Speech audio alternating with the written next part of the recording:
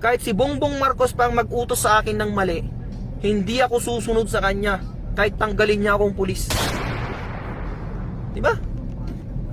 Ba't ako susunod sa kanya? Sino ba siya? Siya ba ang boss ko? Hindi ko siya boss. Ang boss ko, yung nagpapasahod sa akin. Sino bang nagpapasahod sa akin? Mga Pilipino. Diba? Mga Pilipino ang nagpapasahod sa akin. Ba't ako susunod sa presidente?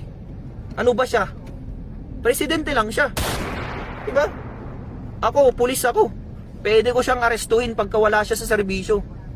Alam mo yung dignity ng isang empleyado? Dapat hindi mo inaapakan yun. Hindi porke mas mababa sa'yo, aapak-apakan mo na lang yung dignidad niya.